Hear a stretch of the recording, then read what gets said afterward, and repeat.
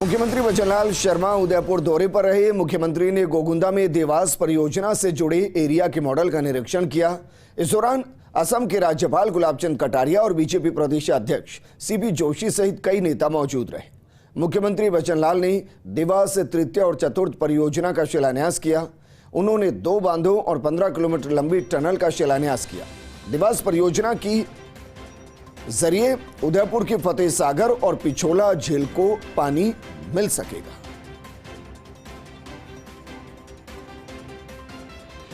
यह उदयपुर शक्ति और भक्ति की धरती है।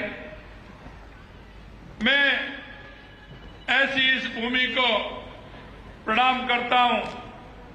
यहां महाराणा प्रताप का राज्य अभिषेक हुआ। उनकी ऐसी इस पावन भूमि को भी मैं प्रणाम करता हूं। मैं भक्त मीराबाई वीर शिरोमणि महाराणा प्रताप की इस सौभाग्यशाली समझता हूं कि हम अपने आप को एक महाराणा प्रताप ने जिन्होंने की अपना एक मेवाड़ का देश नहीं पूरी दुनिया में स्थान बनाया और स्थान उनकी स्वाभिमान का प्रतीक था। उन्होंने किसी भी प्रकार से झुकना नहीं सीखा और उन्होंने इस मेवाड़ की धरती का पूरी दुनिया में नाम किया। मित्रों, मैं आपसे कहना चाहता हूं, जादूगर जी जादू तो करते हैं, लेकिन जादू ऐसा करते हैं। अभी आपने देखा होगा हमारी सरकार ने ट्रांसफर किए थे, उनको उनमें भी इतराज हो रहा है। इतराज उनको क्यों हो रहा है? उनकी नबज क्या है? उनकी नबज यह है कि उनकी सरकार में इस तरह के काम खर्ची से होते थे, खर्ची से उन काम करते थे। और जब वो खर्ची से काम करते थे तो उनको वो दिन याद आते हैं कि हम खर्ची से काम करते थे और खर्ची से किस तरह से ट्रांसफरों में एक उद्योग चलता था। आज हम आपसे कहना चाहते हैं, हमारी सरकार जो हमने आपसे एक एक वायदा किया है, उस वायदे के मुताबिक आज हमारी सरकार चल रही है। मित्रों, मैं कहना चाहता हूं, हमने कहा था यह राजस्थान अपराधियों की धरती नहीं, यह राजस्थान भूमाफियाओं की धरती नहीं है, यह शक्ति और शांति की धरती है।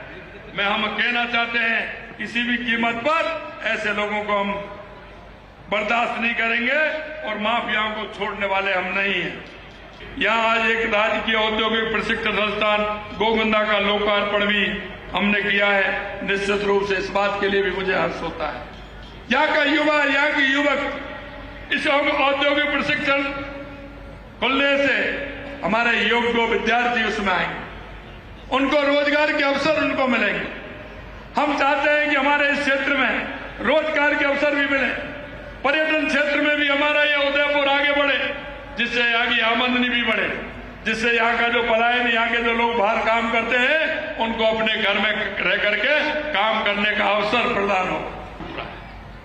वो न्याय यात्रा, अरे न्याय यात्रा निकालनी थी आपको तो कांग्रेस के राज में निकालनी थी, क्योंकि महिला अत्याचार में अगर कोई प्रदेश पहले पायदान पर था कांग्रेस के राज में तो वो राजस्थान था। अगर दलित अत्याचार में कोई पहले नंबर था तो वो राजस्थान था। अरे राहुल जी, अगर आपको न्याय यात्रा निकालनी थी तो कांग्रेस के समय निकालते, जिससे लोगों को न्याय मिलता।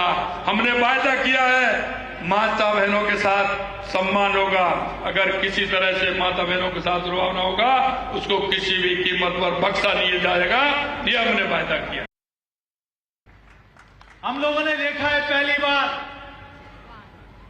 बार 15 नवंबर बिरसा मुंडा जी की जयंती जनजाति गौरव दिवस के रूप में मनाई जा रही है। पहली बार इस देश की जनता ने देखा है, अटल जी के समय जनजातीय मंत्रालय बना था, फिर कमीशन बना था, लेकिन इस क्षेत्र में डेवलपमेंट, आज हर जनजाति वर्ग के घर में गरीब को मकान मिला हो, चाहे आवास मिला हो, शौचालय मिला हो, जनधन का खाता मिला हो, चाहे आयुष्मान कार्ड मिला हो, चाहे नरेगा में रोजगार मिला हो, चाहे प्रधानमंत्री ग्रामीण सड़क मिली हो, चाहे अस्पताल मिला हो, चाहे स्कूल मिला हो, 2004 से 14 के बीच में मात्र 80 एकलव्य मॉडल स्कूल बने थे। 2014 से 2024 के बीच में 700 एकलव्य मॉडल स्कूल, जिसमें 50 करोड़ की लागत का पहले इसका रिक्रूटमेंट शिक्षकों का राज्य सरकार करती थी।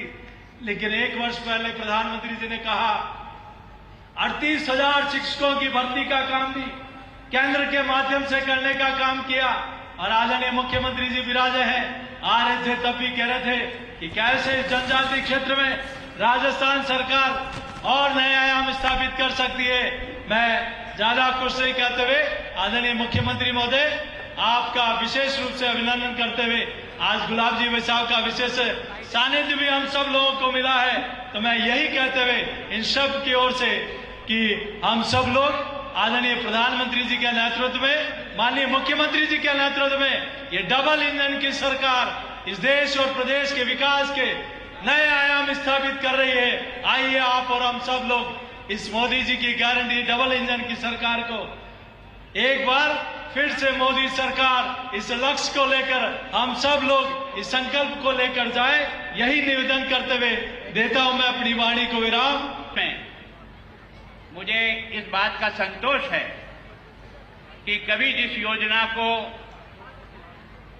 स्वर्गीय श्री मोहनलाल सुखाड़िया ने 1963-64 में इन पहाड़ियों से इसका पूर्वी ढाल का पानी जाता है बंगाल की खाड़ी में और इसका पश्चिमी ढाल का पानी जाता है अरब सागर।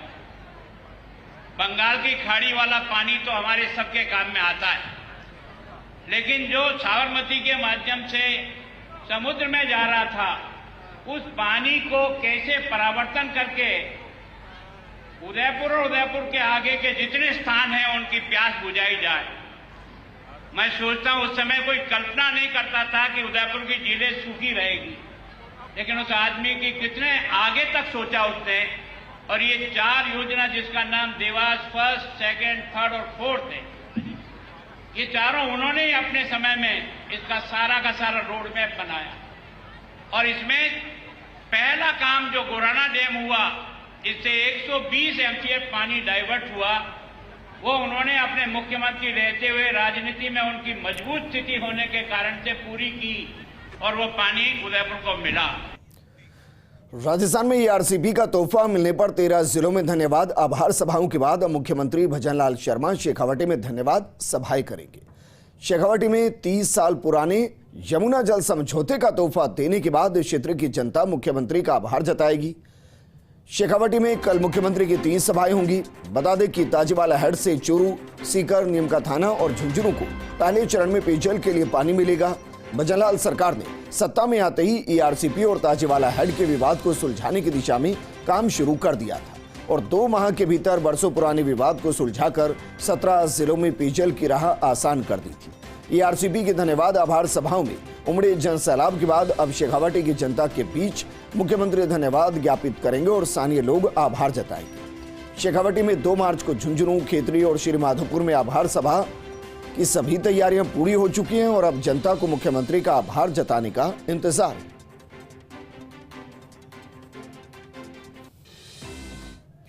तो मुख्यमंत्री भजनलाल शर्मा 2 मार्च को शेखावाटी के दौरे पर रहेंगे। यहां यमुना जल समझौता होने के बाद खेतड़ी, नवलगढ़ और श्रीमाधोपुर में आभार सभा को संबोधित करेंगे।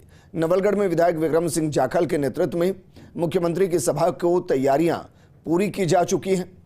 पुलिस प्रशासन की तरफ से भी सभा को लेकर कड़े इंतजाम किए गए। सीकर रेंज आईजी सत्येंद्र सिंह, संभागीय आयुक्त डॉक्टर मोहनलाल यादव, एसपी राजश्री राज वर्मा, कलेक्टर चिन्मयी गोपाल ने व्यवस्थाओं का निरीक्षण किया। दरअसल पहले 11 बजे खेतड़ी नगर के नेहरू मैदान में मुख्यमंत्री सभा को संबोधित करेंगे। उसके बाद नवलगढ़ के पोद्दार पवेलियन में आम सभा को संबोधित करेंगे। वहीं दोपहर के बाद श्रीमाधोपुर के कल्याणपुर में आयोजित सभा को संबोधित करेंगे। उन्होंने नवलगढ़ को मुख्यमंत्री बनने के कुछ ही समय बाद में शेखावाटी को इतनी बड़ी सौगात दी है पानी की, जो चूरू, झुंझुनू और सीकर का 1994 से लेकर के आज तक जो हमारे क्षेत्रवासियों को जो संघर्ष था कि हमें यमुना का पानी मिलना चाहिए, तो इसको लेकर के और मुख्यमंत्री जी ने ये बहुत बड़ी सौगात दी है शेखावाटी को। केंद्रीय जल शक्ति मंत्री गजेंद्र सिंह शेखावत का एक दिवसीय भनियाना दौरा रहा। मंत्री गजेंद्र सिंह शेखावत और पोखरण विधायक महंत प्रतापपुरी महाराज का ग्रामीणों ने जगह जगह स्वागत किया।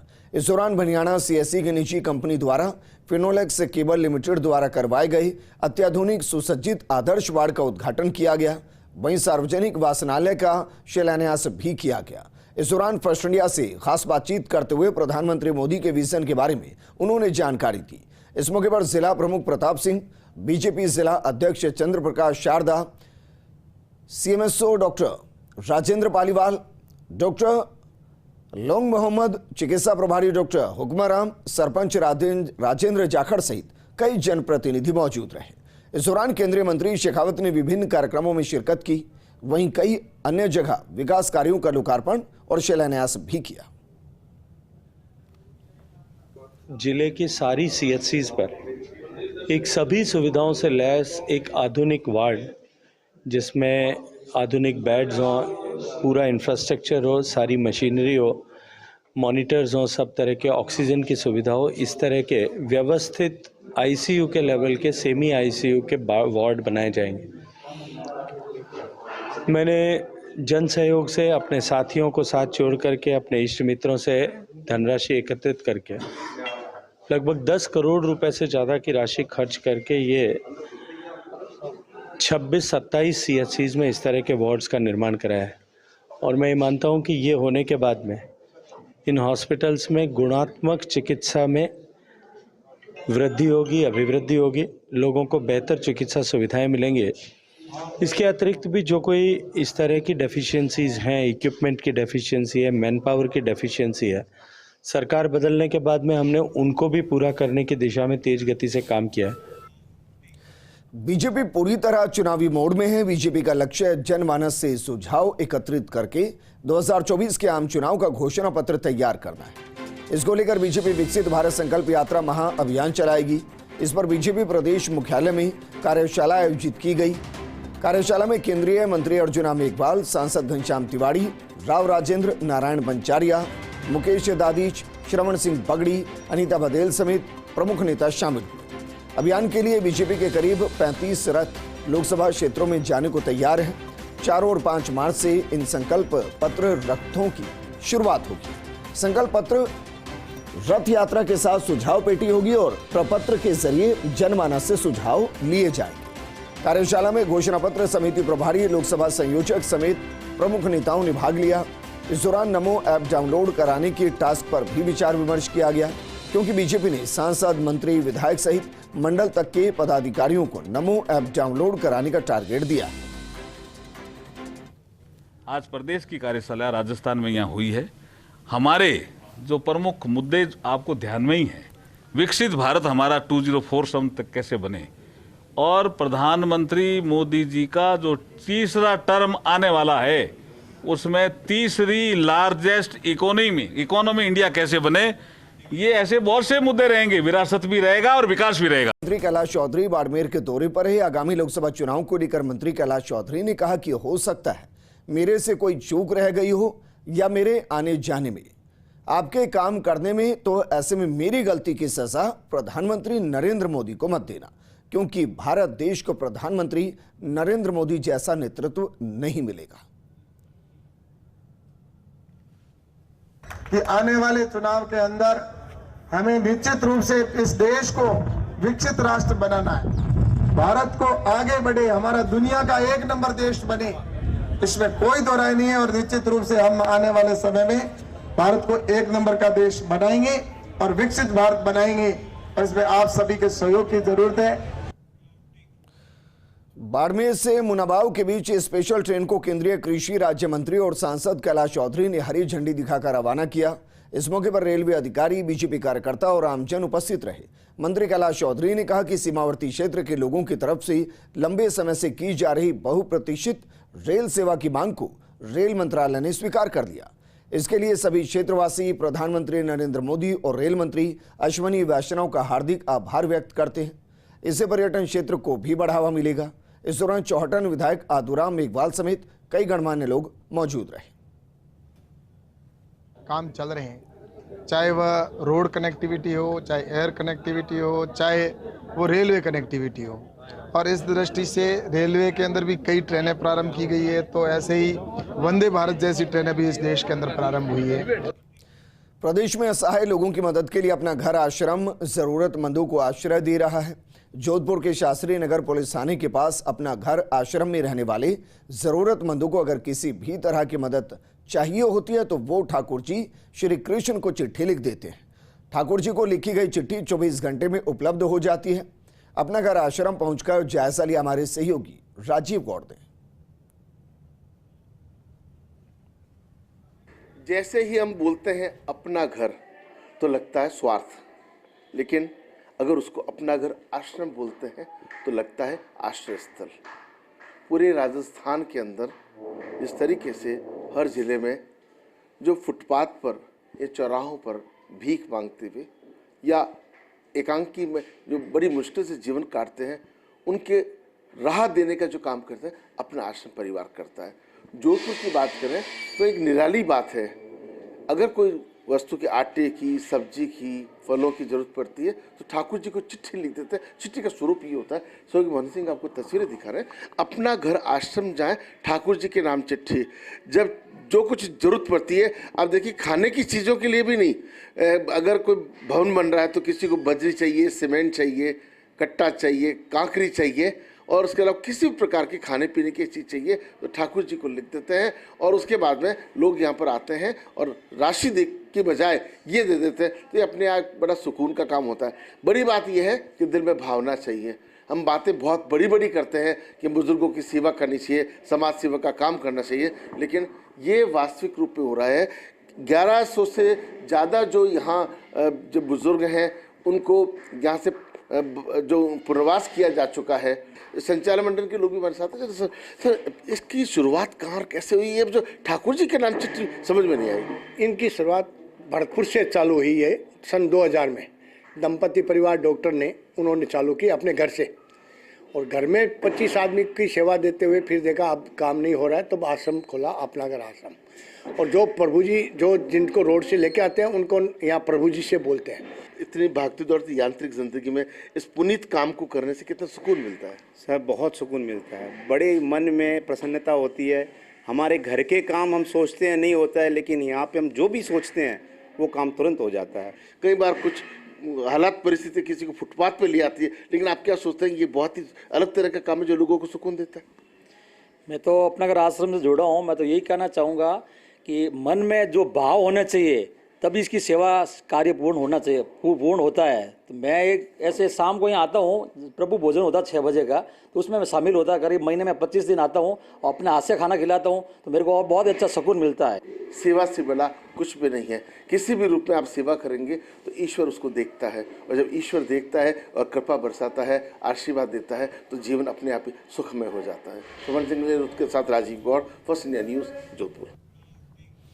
भारत पाक सीमा से सटे सरहदी जिला जैसलमेर के इतिहास में 1965 और 1971 के युद्ध अपनी महत्वपूर्ण भूमिका रखते हैं। इन दो युद्धों में भारत ने पाकिस्तान को धूल चटाते हुए जीत हासिल की थी। हालांकि भारत ने पड़ोसी देश को हराकर अपनी क्षमता साबित की, लेकिन इन दोनों युद्धों में भारत के कई सैनिकों की शहादत हुई। इस मौके पर हमारे सहयोगी सूर्यवीर सिंह तंवर ने शहीद सब इंस्पेक्टर वीएन मेहता के परिवार से खास बातचीत की। वर्ष 1971 में भारत पाकिस्तान युद्ध के दौरान कई भारतीय सैनिकों और सीमा सुरक्षा बल के जवानों ने वो शहादत प्राप्त की थी। वर्ष 1971 के दौरान एक ऐसा घटनाक्रम भी है जहां सब इंस्पेक्टर के रूप में तैनात और हमारी सरहदों की रखवाली करने वाले वीएन मेहता, जो धोखे से पाकिस्तानी जवानों ने उनको वो वीर गति प्राप्त कर दी थी, और उसके दौरान उनकी आत्मा है वो प्रत्यक्ष रूप से वो हमारी सरहदों की रखवाली करती है। और उनको चढ़ावे के रूप में वो पानी है वो चढ़ाया जाता है। उनकी समाधि आज भी है, वो भारत पाक अंतर्राष्ट्रीय बॉर्डर पर तैनात है। आज उनका परिवार है वो यहाँ पर पहुंचा है और उनको चढ़ावे के रूप में जिस तरीके से शहादत प्राप्त की है, श्रद्धांजलि दी है, और उनके परिवारों ने जिस तरीके से वहाँ के बीएसएफ के जवान हैं वो चढ़ावे के रूप में है, उनको पानी है वो चढ़ाया जाता है। हम उनके परिवारजनों से बात करते हैं किस तरीके से वीएन मेहता ने वीर गति है वो प्राप्त की थी। आज कई सालों बाद आप अंतर्राष्ट्रीय बॉर्डर पर पहुंचे हैं उनको श्रद्धांजलि देने हुए, किस तरह से है वो महसूस करते हैं, गर्वान्वित, और क्या घटनाक्रम इसके बारे में बताइए। घटनाक्रम क्या है, 1971 में 14 बटालियन में फादर पोस्टेड थे, तो ये पेट्रोलिंग कर रहे थे मंडला मैराना के एरिया में। तो वापसी में अपने 6 जवान के साथ पेट्रोलिंग करते हुए अम्बुश में फंस गए। तो उस टाइम इनकी कांस्टेबल भंवर सिंह और हमारे पिताश्री शहीद विश्वनाथ मेहता जी वो वीरवती को प्राप्त हुए। 35 बटालियन में अवनीश कुमार शर्मा जी डीसी, उनके द्वारा ये काम करवाया गया है। और उसके बाद मैंने दिल्ली से एक मेल डीआईजी बीएसएफ साउथ और कमांडेंट 108 बटालियन बीएसएफ को भेजी। उसके बाद मैं सब परिवार यहाँ जैसलमेर आया, तो उन्होंने हमारी वहाँ पे पूरी जो श्रद्धांजलि हमने देनी थी उसकी पूरी व्यवस्था बहुत अच्छे से की। तो इन लोगों को हम पूरा धन्यवाद देते हैं। कैसा गौरवान्वित है वो महसूस करते हैं, क्योंकि 1971 का युद्ध जिस तरह पूरे देश को, आज के दिन कैसे गौरवान्वित महसूस कर रहे हैं? आज के दिन गौरवान्वित तो जरूर महसूस करते हैं हम ना, लेकिन उस टाइम मैं 7th में पढ़ती थी जब डेथ हुई थी। हम यहीं जैसलमेर में रहते थे, तो हमारे पास सुबह सुबह जब इन्फॉर्मेशन आई, देखो देश के लिए मरना लोग कह देते हैं गौरवान्वित, लेकिन उसकी फैमिली पे अंदर से क्या बीतती है उसका अंदाजा तो नहीं लगा सकते। ठीक है, देश के लिए किया, गर्वान्वित है, लेकिन आज भी जब कोई शहादत को होता है तो हमें वो दिन याद आता है। कैसी आस्था है, क्योंकि वहाँ पर कोई भी बीएसएफ का जवान है वहाँ से गुजरता है, अधिकारी गुजरता है, और जिस तरीके से वहाँ पर जिस तरीके से आस्था के तौर पर लोग मंदिरों में प्रसाद चढ़ाते हैं तो वहाँ पानी चढ़ाया जाता है। ये तो एक आस्था है, और ये मुझे लगता है कि आज की डेट में भी उनकी आत्मा जो है या वो है वो आज की डेट में भी सरहद की रक्षा कर रही है। कुल जिस तरीके से वीएन मेहता जी ने भले ही है वो वीर गति प्राप्त कर ली हो, लेकिन उनकी अप्रत्यक्ष रूप से है उनकी आत्मा आज भी है वो सरहद की रखवाली कर रही है। और सीमा सुरक्षा बल के जवान हो या अधिकारी हो, जो भी उस मार्ग से गुजरता है तो उनको चढ़ावे के रूप में है वो पानी चढ़ाता है। उनका कई साल बाद उनका परिवार भी है वो यहाँ पर पहुंचा है, और पहुंचने के बाद जिस तरीके से उनको श्रद्धांजलि दी है, तो कहीं ना कहीं उनके परिजनों ने भी है सीमा सुरक्षा बल के अधिकारियों को, जवानों को और सरहद के रखवाले करने वाले तमाम जवानों को है जिस तरीके से है वो धन्यवाद ज्ञापित किया है। सहयोगी तन्मय बिस्सा के साथ सूर्यवीर सिंह तंवर, फर्स्ट इंडिया, जैसलमेर। जोधपुर नगर निगम दक्षिण में the great wall of Shri Ram का निर्माण किया जा रहा है। इसको लेकर महापौर दक्षिण विनीता सेठ ने the great wall of Shri Ram का अवलोकन किया और बेहतरीन पेंटिंग बनाने वाले युवा चित्रकारों का उत्साहवर्धन किया। नगर निगम दक्षिण के ब्रांड एम्बेसडर दिव्यांशु सोनी ने बताया कि करीब 500 सालों के संघर्ष के बाद अयोध्या में प्रभु श्री राम का मंदिर बन रहा है और आज हर कोई प्रभु राम की भक्ति में लीन नजर आता है। देश की युवा पीढ़ी को प्रभु राम के जीवन चरित्र से रूबरू कराने के लिए नगर निगम दक्षिण से सहयोग से ये नवाचार किया जा रहा है। सब बच्चे अलग अलग कॉलेज से, अलग अलग जगह से हैं, जो सारे मिलके कुछ बिगनर्स हैं, कुछ इंटरमीडिएट है, सब अपना अपना प्रैक्टिस के लिए, सीखने के लिए, और कुछ जोश है उनमें, कुछ करने का कुछ जुनून है, वो बच्चे करने के लिए इधर आए हैं। तो नगर निगम से ये पेंटिंग हो रही है, नगर निगम और कारा करके जो कला रंग करके एक आर्ट कम्युनिटी है जोधपुर में, वो करवा रहे हैं मिलके। श्री गंगानगर पुलिस अधीक्षक आवास पर कार्यरत कांस्टेबल गमाल सिंह के रिटायर होने पर एसपी गौरव यादव ने कार ड्राइवर को उनके घर तक ड्रॉप किया। एसपी गौरव यादव द्वारा खुद कार ड्राइव कर कांस्टेबल गमाल सिंह को उनके घर तक छोड़े जाने पर न केवल कांस्टेबल गमाल सिंह खुश नजर आए, बल्कि उनके परिवार वाले भी काफी उत्साहित नजर आए। जयपुर में शिमर मिसेज राजस्थान की प्रेस वार्ता का आयोजन किया गया। प्रेस वार्ता में बताया गया कि आने वाले अंतर्राष्ट्रीय महिला दिवस के उपलक्ष्य पर एंटरप्रेन्योर वीमेन ऑर्गेनाइजेशन की तरफ से 10 मार्च को बिरला सभागार में शाम 5 बजे एक भव्य beauty pageant shimmer Mrs Rajasthan season 3 का आयोजन किया जाएगा। इस दौरान Bollywood playback singer Shivani Kashyap perform करेंगी। सशक्त महिला सशक्त समाज महिला सशक्तिकरण की थीम पर आयोजित इस मंच के माध्यम से महिलाओं में नई ऊर्जा, नई दिशा, नई चुनौतियों का सामना करने का आत्मविश्वास पैदा होता है। ये एक ऐसा माहौल क्रिएट किया जा रहा है जिसमें हम लोग सेलिब्रेट करेंगे इंटरनेशनल विमेंस डे। एक ऐसा मंच है, एक डेडिकेटेड मंच रहेगा जिसके अंदर हम लोग अपने achievements, women will be celebrating their achievements and their journey and their challenges and we will build the confidence in them. और हम उनके सामने इस तरह का एक प्लेटफॉर्म खड़ा करेंगे जहाँ पे वो सोसाइटी को भी एक नए रूप में ब्यूटी दे पाएंगे। और बात करते हैं अमेठी यूनिवर्सिटी की तरफ से आयोजित ओडिसी 2024 फेस्ट की। 28 फरवरी से 1 मार्च तक हुए इस फेस्ट को एम्ब्रेस कलरफुल जर्नी थीम पर आयोजित किया गया। 3 दिवसीय आयोजन में 50 से ज़्यादा कार्यक्रमों का आयोजन होना है। इस फेस्ट में हुए कार्यक्रमों में छात्रों को अपनी प्रतिभा दिखाने का मौका मिला। अमेठी यूनिवर्सिटी के vice chancellor professor doctor Amit Jain ने ओडिसी 24 के आयोजन पर खुशी जाहिर की, साथ ही सांस्कृतिक कार्यक्रमों की जमकर तारीफ की। फेस्ट में मुख्य आकर्षण रॉयल एनफील्ड के द्वारा प्रायोजित फैशन शो रहा, जिसके माध्यम से प्रतिभागियों ने अपनी प्रतिभा दिखाई। फैशन शो को वॉइस ऑफ एनिमल की थीम पर आयोजित किया गया, जिसमें first winner Purnima institute, runner up जो थे फर्स्ट रनर अप काइनाइट, सेकंड रनर अप जायरे की टीम रही। डीन स्टूडेंट वेलफेयर संजीव भल ने स्वागत भाषण में छात्रों की समग्र विकास को बढ़ावा देने में साहित्य, संस्कृति, कला और खेलों के महत्व पर प्रकाश डाला। इस दौरान लेखक, अभिनेता और थिएटर कलाकार गुंजन जोशी ने भी छात्रों का उत्साह बढ़ाया और फेमस पंजाबी और बॉलीवुड गायक करण रंधावा ने भी मनमोहक प्रस्तुति।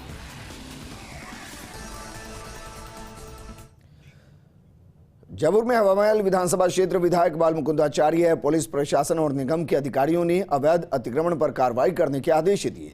जलमहल की पाल पर सरकारी जमीनों पर अवैध अतिक्रमण, रामगढ़ मोड़ पुरानी चुंगी, गंगापोल पुलिया के पास अवैध कब्जे, स्थायी तौर पर किए गए अतिक्रमण को लेकर निगम के अधिकारियों को अवगत करवाया गया था। साथ ही जल्द से जल्द कार्रवाई करने के आदेश दिए गए।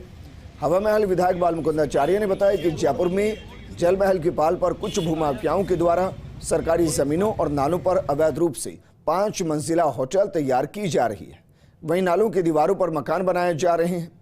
पिछले कांग्रेस की सरकार में अनेक सरकारी जमीनों पर अवैध अतिक्रमण किए गए, लेकिन अब ऐसा नहीं होगा। चूरू की रत्नगढ़ नगरपालिका भ्रष्टाचार को लेकर करीब 3 सालों से चर्चा में है। विपक्षी नहीं बल्कि सत्ता पक्ष के पार्षद भी भ्रष्टाचार के आरोप लगा रहे हैं। पालिका के सभागार में हुए बजट बैठक भी भ्रष्टाचार के मामले पर हंगामे की भेंट चढ़ गई। पार्षदों ने आरोप लगाया कि पालिका अध्यक्ष ने कोर्ट में विचाराधीन भूमि भी अपने नाम से पट्टे बनवा लिए, जबकि आम जनता भटकती घूमती नजर आई। हालांकि बजट बैठक के दौरान विधायक पूसाराम गोदारा ने मध्यस्थता करते हुए 10 दिनों में तैयार पट्टे वितरण करने के निर्देश दिए। विधायक पूसाराम गोदारा ने कहा कि पालिका में किसी भी प्रकार का भ्रष्टाचार बर्दाश्त नहीं होगा। वही मामले को लेकर कलेक्टर पुष्पा सत्यानी ने संज्ञान लेते हुए पालिका पहुंचकर निरीक्षण किया। जिला कलेक्टर कुशवाहा सत्यानी ने कहा कि पात्र लोगों को पट्टा वितरण नहीं होना दुर्भाग्य की बात है। क्या नगर पालिका में पार्षदों में बहुत आक्रोश था और आमजन लोग भी मेरे से बहुत मिले हैं आज कि नगर पालिका में काफ़ी व्यवस्था गड़बड़ है और यहाँ बहुत छीना झपटी हो रही है। एक दूसरे के दबाव में लोग काम कर रहे हैं। इस बात की, इस व्यवस्था से मैं खुद खुश नहीं हूँ। मैंने आज ईओ चेयरमैन साहब भी बोल दिया कि आप मिल करके काम करो और जितने लोगों के पैसे जमा हो गए पट्टे तत्काल जारी किए जाए। अभी जो उन्होंने 47 पट्टे जारी करने के लिए रख दिए, तैयार पड़े हैं, मंडे को डिस्ट्रीब्यूट कर देंगे और इसके बाद जितने भी पट्टे बचे हुए हैं उस पर एक लिस्टिंग बना दी गई है, बाहर टांग भी दी गई है और जैसे जैसे कमी पूर्ति हो रही है वो कर रहे हैं। तो लगभग एक दिन में 50 से 60 का टारगेट दिया गया है ताकि 20 दिन में हम इस कार्य को। बजट पास हुआ नहीं, सभी पार्षदों को अंदर रोष था। उन्होंने बोला कि पहले हमारे जो पट्टे की फाइलें लगाई हुई है वो हमें पट्टे दिए जाए और हमारे शहर के जरूरतमंद लोग जिन्होंने 2 साल पहले नगर पालिका के अंदर पट्टे के लिए आवेदन किया था उन लोगों को आज दिन तक पट्टे नहीं मिले। कोटा की गुमानपुरा थाना पुलिस ने गाड़ी चोरी के आरोप में फर्जी एएसआई को गिरफ्तार किया है। आरोपी बलराम उर्फ बल्लू एमपी का रहने वाला है। वर्तमान में कोटा के लाडपुरा में रहता है। पुलिस ने उसके पास चोरी की गाड़ी बरामद की। बता दें कि आरोपी ने 3 दिन पहले बड़े शातिर तरीके से चोरी की घटना को अंजाम दिया था। वहीं पुलिस गिरफ्तार आरोपी से पूछताछ कर रही है।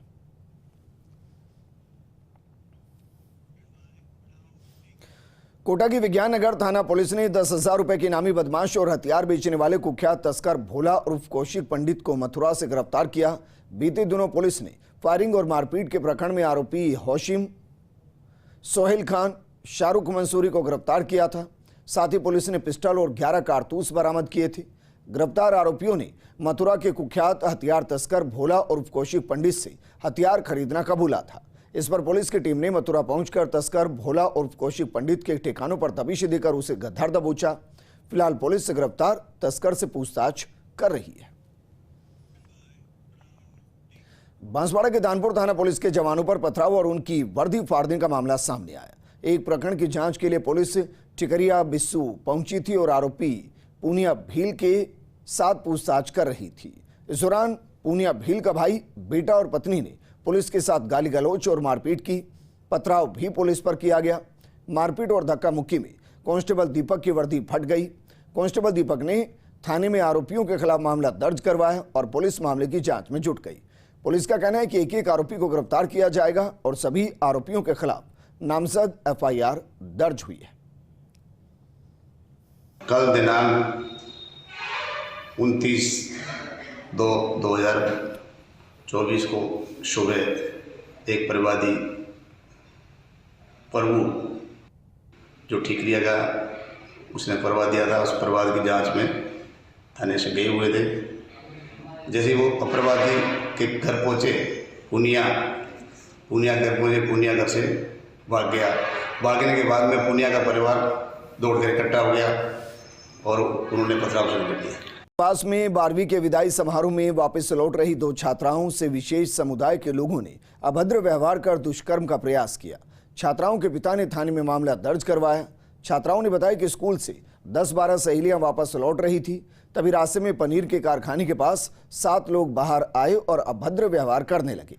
कारखाने के अंदर ले जाकर दुष्कर्म का प्रयास किया। छात्राओं ने मोबाइल से परिजनों को फोन कर बुलाया। परिजनों को आते देख बदमाश फरार हो गए। परिजनों ने 3 नामजद आरोपी सहित 7 के खिलाफ मामला दर्ज करवाया। पुलिस मामले की जांच कर रही है। 12वीं का विदाई समारोह था 26 तारीख 2024 इस 4 बजे छुट्टी हुई। घर स्कूल से घर आ रहे थे। बीच में पनीर फैक्ट्री थी, उसके पास आए हम और वर्कर थे जो बाहर आए और हमें गाली गलौज करने लगे। आसिफ, फैरिस, शाकिल और आए जब हमें गाली गलौज कर अश्लील घटना गंदे वो करने लगे और फिर एक लड़की ने हमको अंदर ले गई। ये भी कहा कि किसी को पता नहीं चलेगा। हनुमानगढ़ के धौलीपाल सरपंच महावीर मुंड का शव संदिग्ध हालत में नहर में मिला है। सरपंच महावीर मुंड कल शाम से लापता थे। रात को सरपंच की कार नहर के पास मिली थी, जिसके बाद पुलिस ने नहर में तलाशी अभियान शुरू किया था। 4 किलोमीटर दूर जाकर सरपंच महावीर मुंड का शव नहर में दिखा। पुलिस हत्या या आत्महत्या दोनों एंगल से मामले की जांच कर रही है। झुंझुनू के उदयपुर वाटी में इंद्रपुरा बस स्टैंड पर दुकानदारों की रंगदारी नहीं देने पर स्कॉर्पियो चालक ने दुकानदार को स्कॉर्पियो से टक्कर मार दी। घायल दुकानदार की पैरों में चोट आई है और ये तस्वीर हम आपको दिखा रहे हैं। तस्वीर जरा देखिए किस तरीके से वारदात की गई। हालांकि वारदात के बाद स्कॉर्पियो सवार बदमाश मौके से भाग गया। दुकानदार ने 4 बदमाशों के खिलाफ थाने में मारपीट का मामला दर्ज करवाया है। इस दौरान विकास सैनी, अक्षय, हिमांशु और आर्यन मेघवाल के खिलाफ नामजद मामला दर्ज करवाया गया। घायल दुकानदार धोड़ाराम ओखला ने बताया कि रात 8:30 बजे सफेद रंग की स्कॉर्पियो ने 4 बदमाश दुकान से कुछ सामान और गले में रखे 3000 रुपए लेकर जाने लगे। विरोध करने पर स्कॉर्पियो चालक ने दुकानदार को किस तरीके से टक्कर मारी है सीसीटीवी फुटेज हम आपको दिखा रहे हैं। फिलहाल पुलिस मामले की जांच कर रही है। वहाँ पे ये कोई विकास सैनी थी स्कॉर्पियो गाड़ी के द्वारा, उसके साथ में और भी 3-4 जन आदमी थे। और वह दुकानदार के साथ पैसे छीना हमारा पट्टी करने का और उस पर गाड़ी चढ़ाने का प्रयास किया गया। उस संबंध में तुरंत रात को डीओ चला गया था और रात्रि गश्त के दौरान मैं स्वयं भी मौके पर गया था, लेकिन वो अपने ठिकाने से रूप को चल रहे हैं और आज सुबह भी डीओ द्वारा उसको तब्दील देकर कार्रवाई की जा रही है। इस संबंध में प्रकरण दर्ज किया जाकर और तुरंत ही कार्रवाई प्रारंभ जारी है। हमारा एक भाई है धूड़ा राम ओल था, बी की किराना की दुकान है, बी की दुकान पर गया, बी का गला में लगभग 3000 रुपया, बस 3000 रुपया काटा बंद काट के गाड़ी में भागवा लगा धूड़ो सेठ वहाँ गेल भाइयों। फिर भाया मेरा पैसा क्यों ले जा रहे हो, अतरामी कौन सरा 5000 रुपया तन्ने मंथली और देना पड़ेगा। धूड़ो सेठ बोले यार 5000 रुपया थाने मंथली दूंगा, मैं दुकान ही बंद कर दूंगा 5000 रुपया। मैंने कहा मेरे बच्चे को नहीं, मैं बच्चे ना को तने मैं मारूंगा। तब धूड़ा के गेट गाड़ी भगाई, गाड़ी भगा के भी टक्कर मारने की कोशिश करी। एक बालाजी को भूल लो वो आडो आगो और एक खम्बो बिजली को वो आडो आगो, फिर भी का पैर में चोट आई। पोक्सो मामले में जोधपुर सेंट्रल जेल में आजीवन कारावास की सजा काट रहे आसाराम को सुप्रीम कोर्ट से भी झटका लगा है। आसाराम ने सुप्रीम कोर्ट से सजा पर रोक लगाने की मांग की थी। सुप्रीम कोर्ट ने सेहत के आधार पर सजा पर रोक लगाने की याचिका पर विचार करने से ही इनकार कर दिया। सुप्रीम कोर्ट ने आसाराम के वकील से कहा कि महाराष्ट्र के आयुर्वेदिक अस्पताल में इलाज की मांग राजस्थान हाईकोर्ट के सामने रखें। इससे पहले राजस्थान हाईकोर्ट ने आसाराम की आपराधिक विविध याचिका को 9 फरवरी को खारिज कर दिया था। आसाराम अपना इलाज महाराष्ट्र के आयुर्वेदिक अस्पताल में करवाना चाहता है। इसके लिए उसने हाईकोर्ट में याचिका दायर की थी, लेकिन हाईकोर्ट ने आसाराम की जमानत नामंजूर कर दी। हाईकोर्ट ने आसाराम को एयर एम्बुलेंस से दिल्ली एम्स में इलाज कराने की परमिशन दी, लेकिन आसाराम आयुर्वेद इलाज के लिए ही अड़ा रहा। हाईकोर्ट के जस्टिस विनीत कुमार माथुर और दिनेश मेहता की बेंच ने उनकी याचिका खारिज कर दी। 9 जनवरी को आसाराम की तबीयत बिगड़ने के बाद जोधपुर एम्स में भर्ती करवाया गया था। 25 दिन इलाज के बाद छुट्टी दी गई। इसके बाद जोधपुर सेंट्रल जेल शिफ्ट किया गया था। वहीं अब सुप्रीम कोर्ट ने भी इस याचिका पर हाईकोर्ट जाने का निर्देश दिया है। हनुमानगढ़ के भागड़ा प्रणाली के चक 3 RRWA का खाका पहली बार पक्का हुआ है, लेकिन विभाग और ठेकेदार की मनमानी की वजह से ये टेल के किसानों के लिए परेशानी का सबब बना हुआ है। दरअसल एक खाला है। पीड़ित किसान जल संसाधन विभाग के चक्कर लगा रहा है, लेकिन न्याय नहीं मिल रहा। जानकारी के मुताबिक 3 RRWA का खाला पहले कच्चा था और कई बार टूट जाता था। सीडी की तरफ से इसको पक्का करने के लिए प्रोजेक्ट में लिया गया तो किसानों को उम्मीद बंधी कि अब उन्हें पूरा पानी मिलेगा। खाला पक्का होने के दौरान पूर्व में स्वीकृत नक्के भी छोड़े जाने थे, यानी कि प्रत्येक मुरब्बे पर एक नक्का भी बनाया जाना था। कई किसानों ने खाला बनाने वाली फर्म के साथ सांठगांठ कर 5 बीघा की दूरी में कई जगह 5 से 7 नक्के बनवा लिए। 65 मुरब्बा के चक में लगभग 150 नक्के अवैध रूप से बना दिए गए। किसान विजय सिंह राठौड़ ने आरोप लगाया कि ठेकेदार के साथ मिलीभगत कर कई किसानों ने नाजायज नक्के बनवा लिए। खाला टूटने के कारण अंतिम छोर पर पानी नहीं पहुंच रहा। इससे गेहूं की फसल झुलसने लगी है। किसान विजय सिंह, अजीत सिंह, बलबीर सिंह ने सीडी के अभियंताओं पर भी मनमानी का आरोप लगाया। उन्होंने कहा कि उन्होंने मौका देखने के बावजूद अभी तक अवैध नक्के बंद नहीं करवाए। 3 RRW के अंदर हमारे जो CID के एजेंट साहब हैं और जो WR के एजेंट साहब हैं उनकी जॉइंट विजिट हुई, तो रिपोर्ट में दिखाया गया कि उन्होंने लगभग 54 जो अपने मुरब्बे हैं उनका सर्वे किया, तो उन्होंने पाया कि लगभग 50 से के करीब जो नक्के हैं वो अवैध पाए गए हैं। तो अभी फिलहाल तो मौके पे फसल काश्त हो रखी है और रिपोर्ट में ये भी आया कि उनकी कोई इंटरनल जो आड़ की व्यवस्था है वो नहीं है वहाँ। तो अभी जो है उन्हीं विक्षोभ का असर जिले की कई जगह बारिश और रुमावट नजर आई। इस दौरान चने के आकार के ओले भी गिरे, जिसके चलते किसानों की समस्याएं बढ़ गई। दरअसल किसानों की सरसों, धनिया, गेहूं और चने की फसल को इससे काफी नुकसान हुआ है। वहीं अफीम काश्तकारों को भी बड़ा झटका लगा है। इन दोनों डोडों के अंदर चिराई का काम चल रहा है। वहीं इटावा क्षेत्र में भी मौसम का मिजाज बदलता हुआ नजर आया। बादलों की तेज गर्जना के साथ बारिश हुई। बेमौसम बारिश से किसानों को डर लगने लग गया है। बारिश के साथ ओले भी गिरे और इससे परेशानी बढ़ गई है। करीब 5 मिनट तक आधा दर्जन गांव में ओलावृष्टि हुई। सरसों की फसल में भारी नुकसान की आशंका है।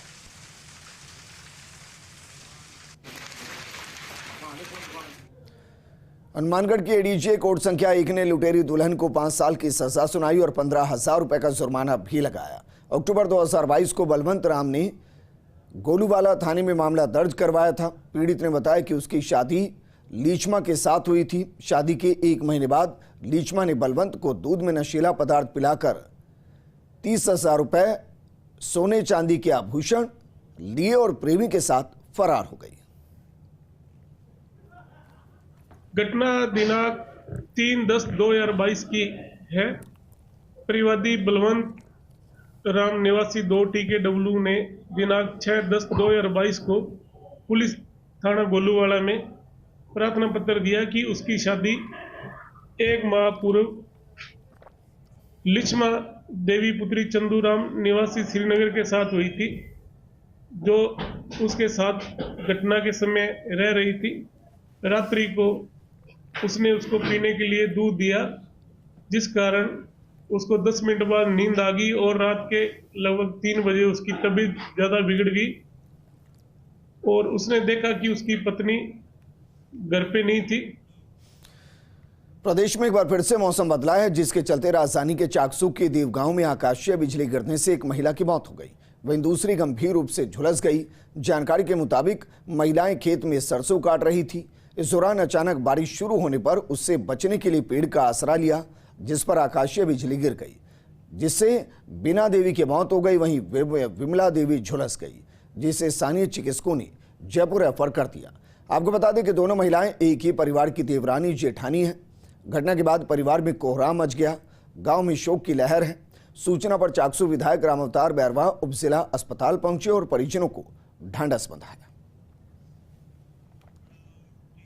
अजमेर के नसीराबाद में अचानक माइंस का मलबा डंपर के ऊपर गिरने से डंपर चालक डंपर सहित मलबे में दब गया। सूचना मिलते ही ग्रामीणों की भीड़ मौके पर पहुंची और पुलिस प्रशासन को सूचना दी गई, जिस पर एएसपी थाना अधिकारी अन्य अधिकारी मौके पर पहुंचे और बचाव कार्य शुरू करवाया।